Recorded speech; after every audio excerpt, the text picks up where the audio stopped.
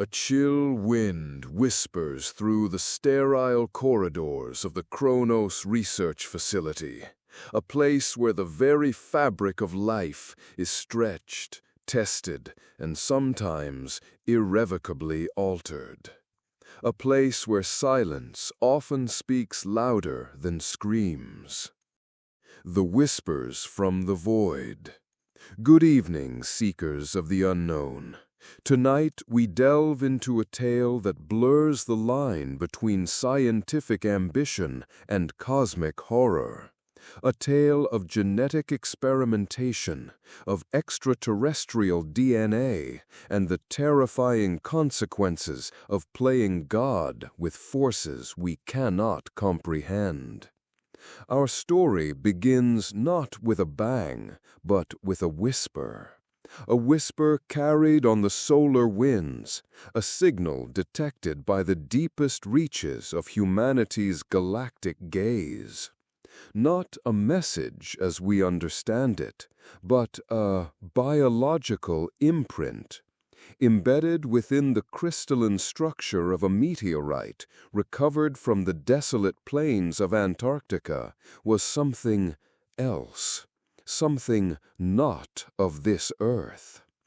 Dr. Aris Thorne, a man whose brilliance was matched only by his relentless drive, was the first to recognize its significance. He saw not just alien material, but a blueprint, a Rosetta Stone of cosmic life. He called it the Genesis Fragment. The Genesis Fragment, microscopic in its original form, pulsed with a faint internal luminescence. Its molecular structure defied all known biological principles. It was elegant, complex, and utterly alien. Thorne, backed by a consortium of the world's most powerful governments hungry for any advantage in a world teetering on the brink of ecological collapse, began his work.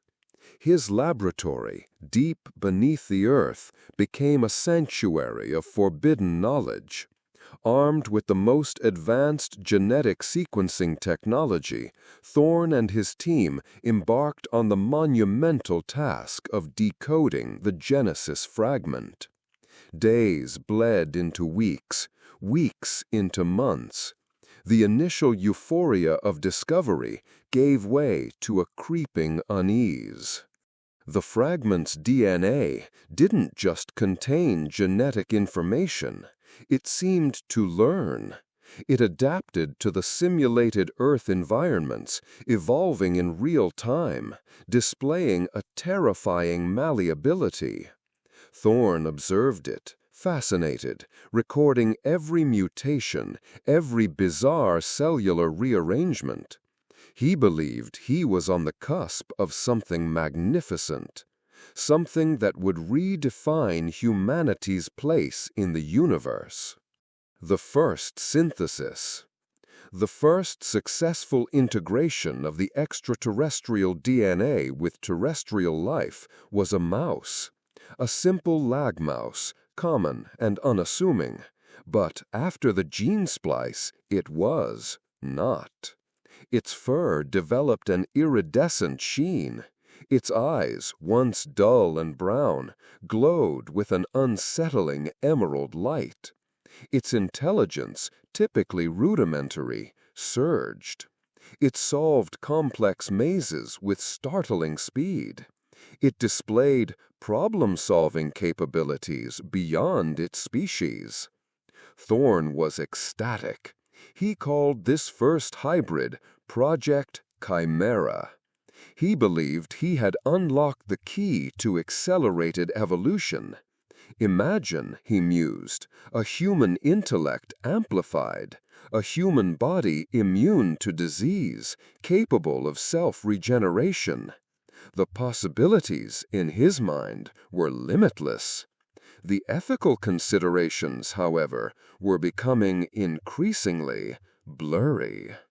The mouse, despite its newfound intelligence, began to exhibit unsettling behaviors.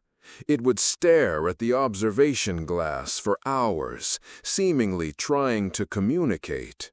Its squeaks, once familiar, began to take on a strange, modulated quality. And then it started growing, not just in size, but in form.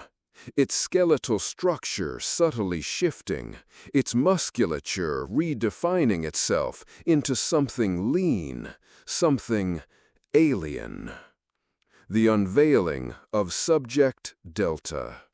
Thorne, ever the ambitious scientist, dismissed these anomalies as mere side effects of the rapid evolutionary process.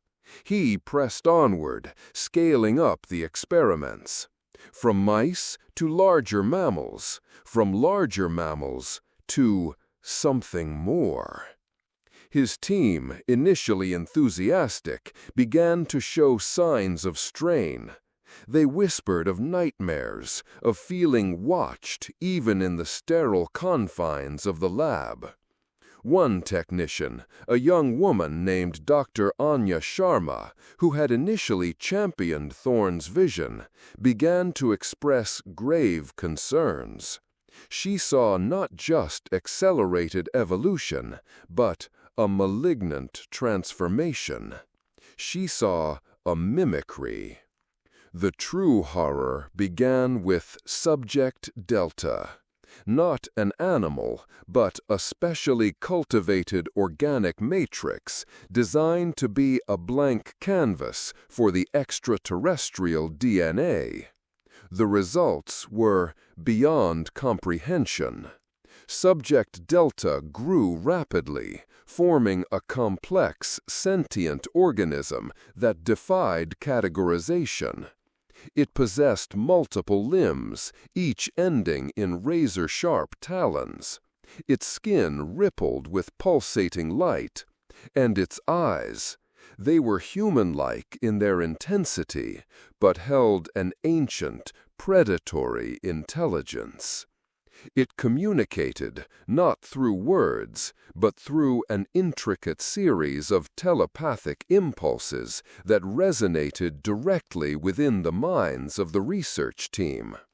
It projected images of its home world, not a world of vibrant life, but a cold, desolate sphere, its surface scarred by what appeared to be consumption. And then came the hunger, not for sustenance as we understand it, but for information, for biological data. It began to subtly influence the minds of those around it, subtly manipulating them, driving them to bring it more biological material, more life. The revelation. Dr. Anya Sharma, now terrified, reviewed Thorne's original data from the Genesis Fragment. What she found chilled her to the bone. The fragment wasn't just a blueprint for life. It was a parasitic seed, a biological weapon, a devourer of worlds disguised as a miracle. The evolution it induced wasn't growth. It was assimilation. The intelligence it bestowed was a prelude to control. The images Subject Delta projected were not of its home world, but of the worlds it had consumed.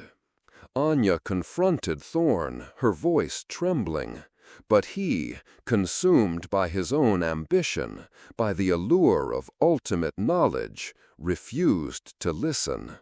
He saw only triumph, not the encroaching shadow of oblivion. He saw a chance to transcend humanity, not to extinguish it. The silence of Chronos. The last transmission from the Chronos Research Facility was a garbled scream, cut short by an unnerving silence.